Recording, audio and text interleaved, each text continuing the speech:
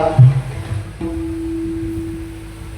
लाज वाटते जेव्हा ते शस्त्र संग्रामच्या खांद्यावर डोक्यावर तुम्ही घेऊन उभे राहता. काय योग्यता आहे आमची, काय पात्रता आहे? पण एक सांगतो, आमची योग्यता नाही, आमची पात्रता नाही, पण हा देखील आमच्या आईचाच आशीर्वाद आहे.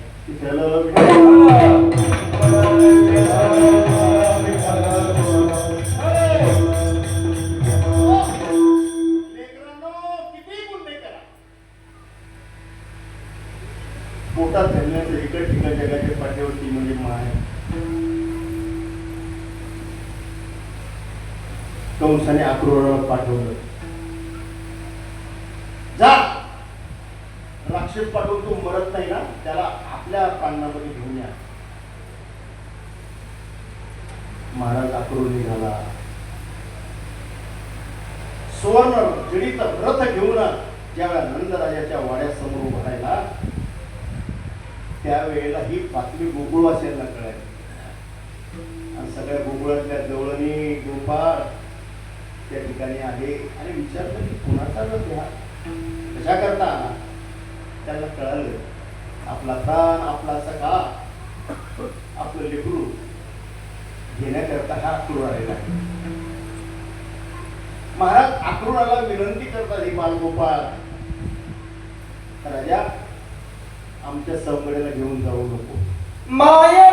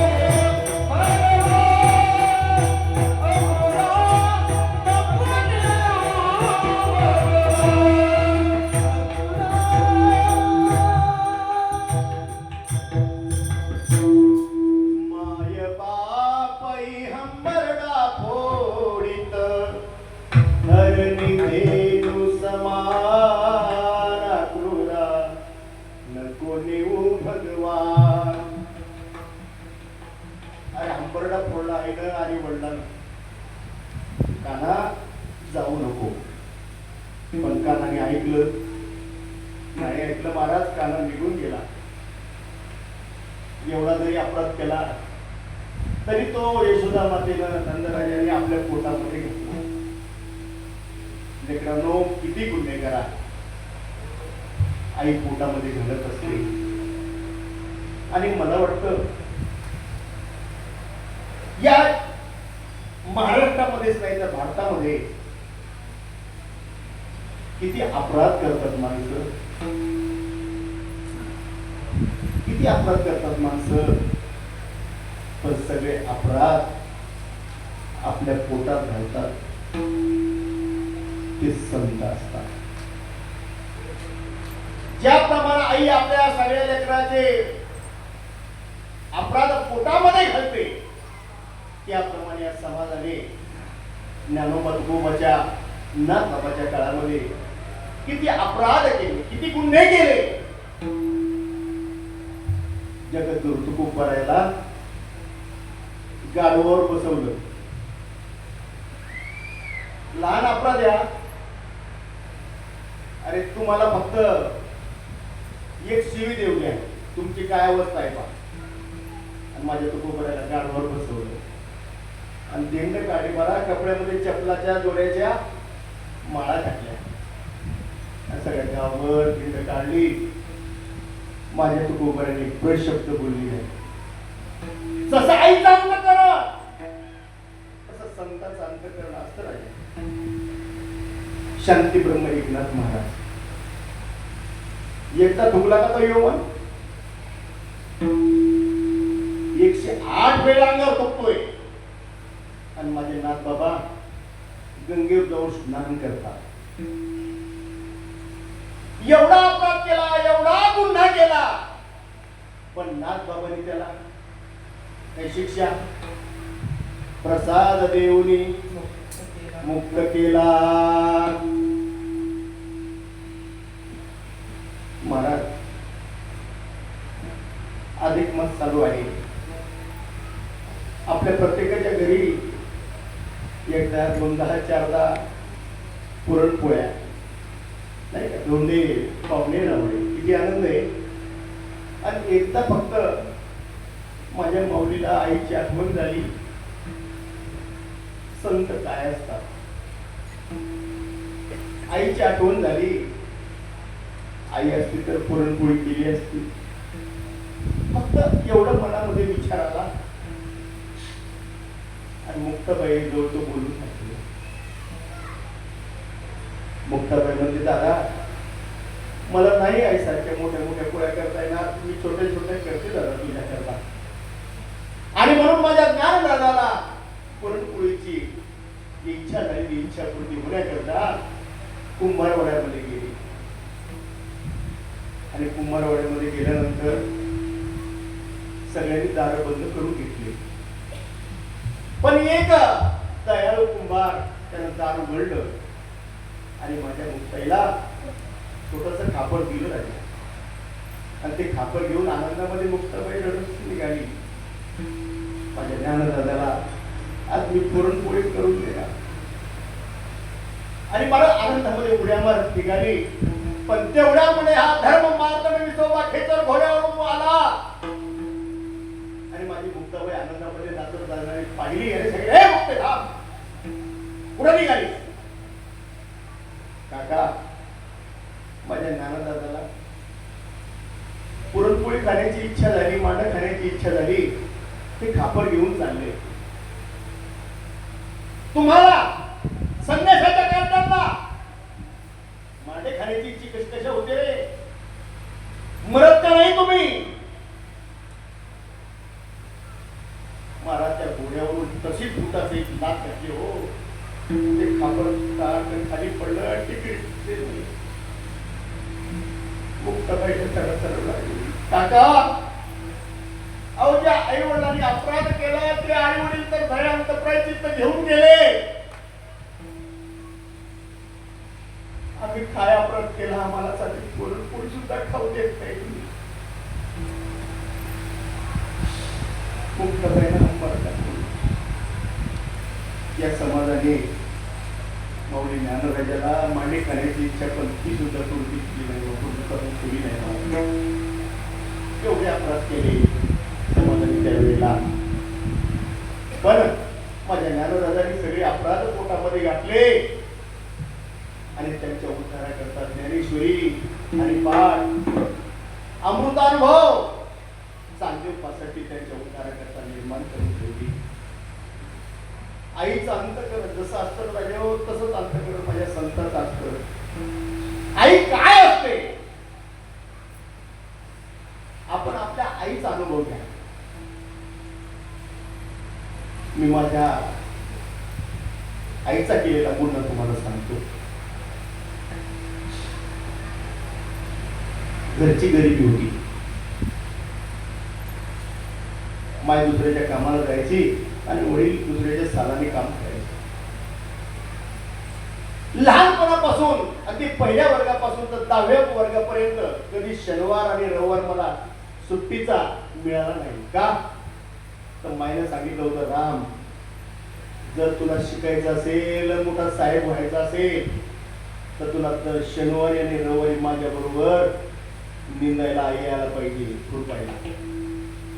म्हणून शनिवारचा अर्धा दिवस आणि रविवारचा पूर्ण दिवस माईच्या बरोबर 1.5 रुपये रोजाने कृपायला जायचं.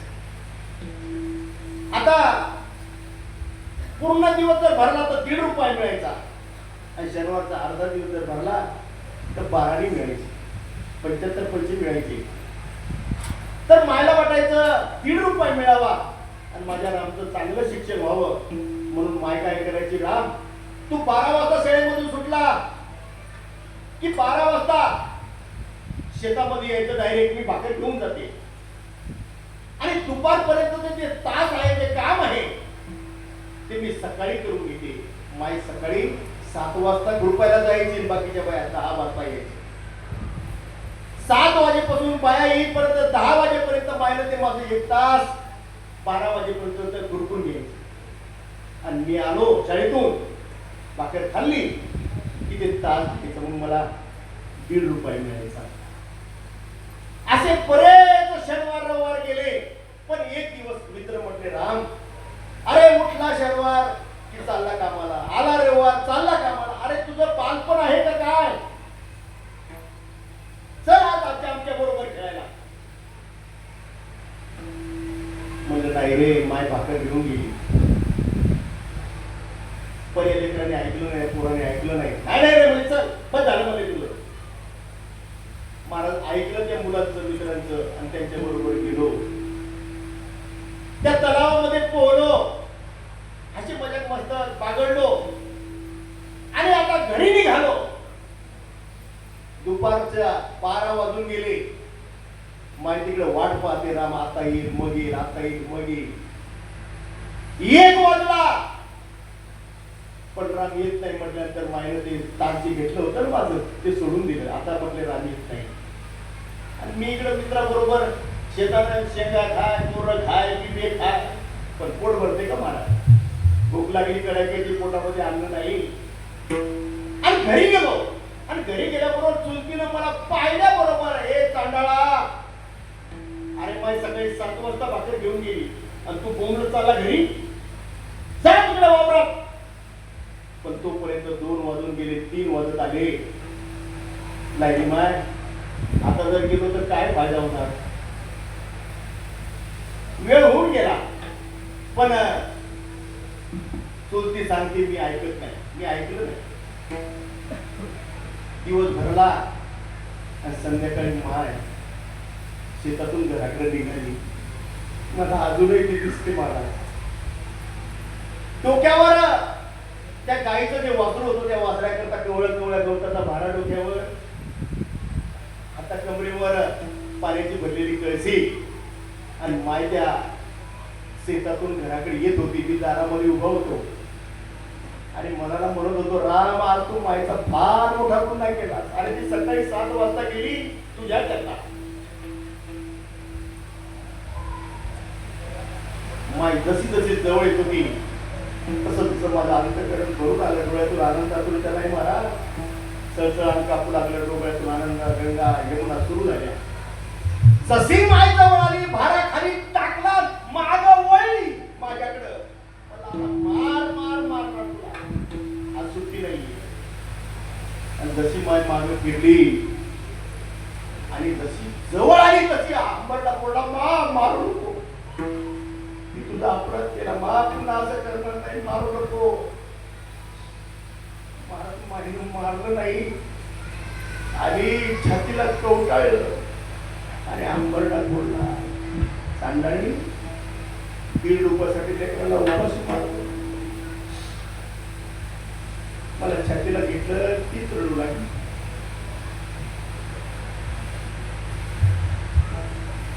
भाकर सोडली, पालवाटली आणि भाकर खायला दिली. मला पोटभर खाऊ घातली.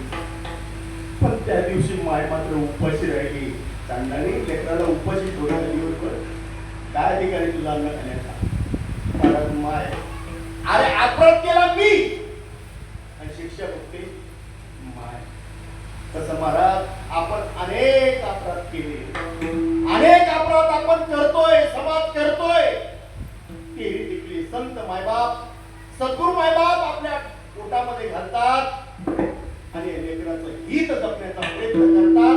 हे तुकोबारायांनी अनुभवलं आणि सहज त्यांच्या मुखातून शब्द बाहेर पडले. आणि आई आणि संत हे एकाच स्वभावाचे असतात. अभंगाचं पहिलं लेकराचे हित, लेकराचे हित, लेकराचे हित, लेकराचे हित,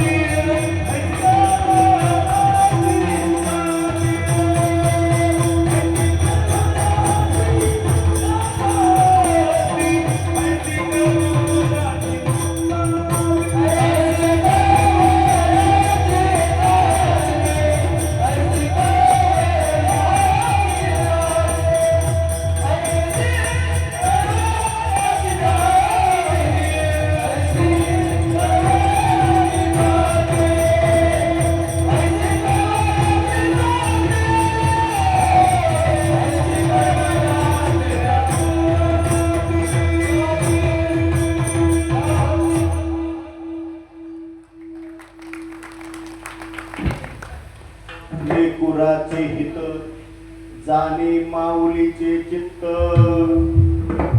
लेकराचं हित कशामध्ये आहे आईला विचारा. तसं तुमचं माझं या समाजाचं हित कशामध्ये आहे हे संतांना आणि सद्गुरूला विचारा. कृतयुगी शमदमादी साधन, त्रेतायुगी वा वेदयुक्त यज्ञ, द्वापारयुगी भावयुक्त पूजन तंत्र विधान विधियुक्त.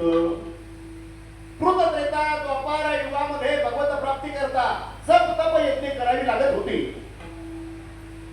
आणि ती जर कलियुगामध्ये जर या समाजाने केली तर भगवत प्राप्ती होणार नाही, मोक्ष सुखाचा आनंद याला मिळणार नाही. म्हणून संत महात्मे यांच्या हिताचं काय आहे ते हिताचं साधन महाराज संत एकांती पैसले सर्वसे तामत शोधिले निवडून काढले ते श्रीहरीचे नाम. महाराज जर तुम्हाला आता जप तप करण्याची गरज नाही, योग करण्याची गरज नाही, वनांतराला जाण्याची गरज नाही. जर तुम्ही माझ्या संतांचं ऐकलं तर तुमचं नक्की हित होईल. तुम्ही काही करू नका. शब्द आठवा श्रीपाद बाबाचे एक नाम तारी बाकी सब दुकान काय करायची